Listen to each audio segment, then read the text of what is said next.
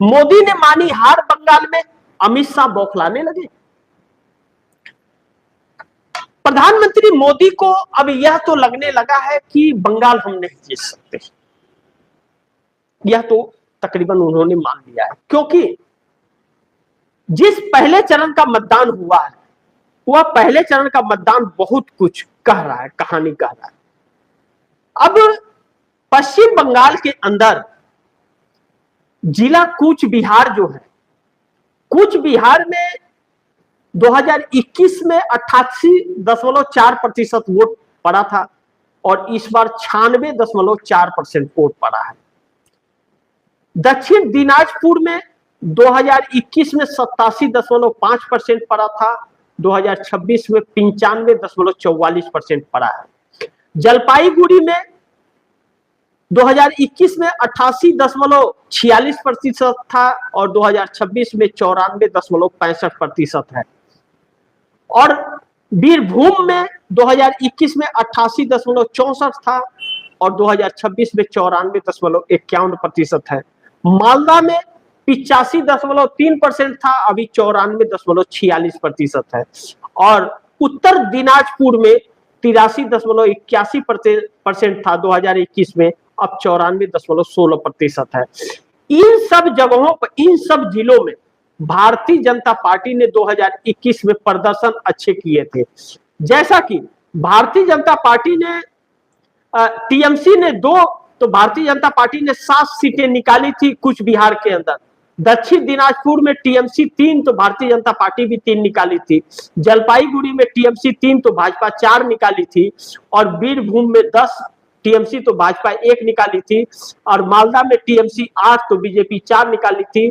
TMC Uttar Dinajpur में TMC 7 तो भाजपा 2 निकाली थी।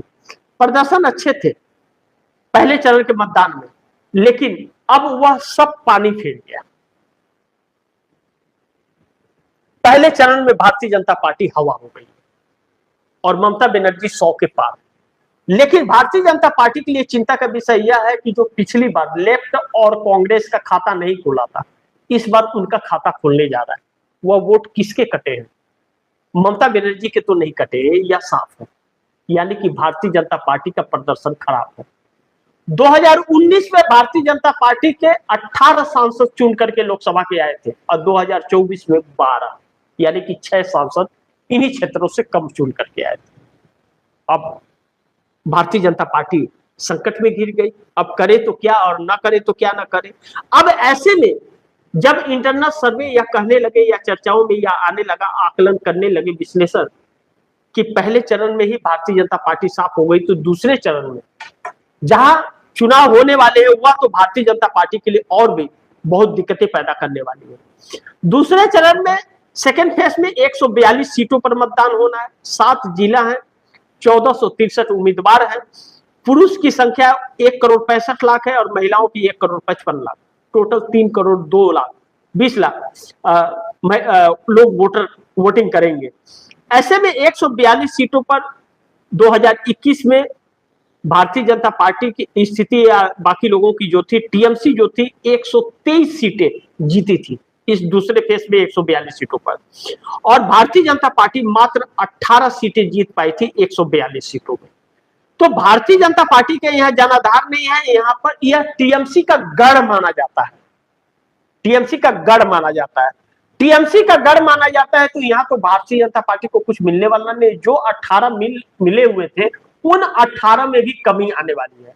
ऐसे में भाजपा का सपना टूट गया, यानी कि चुनाव आयोग का जो षड्यंत्र था वह फेल हो गया है और ममता बनर्जी बाजी मार ली है। तो ऐसे में मोदी हार मान रहे हैं और मानते हुए दिख भी रहे हैं बंगाल के अंदर।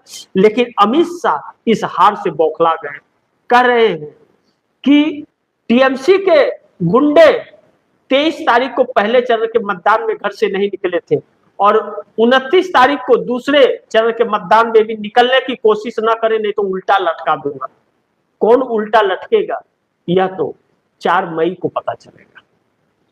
तो बौखलाहट साफ दिख रही है और बौखलाहट दिख रही है तो पंजाब में सरकार बनाने की कोशिश की जा रही है।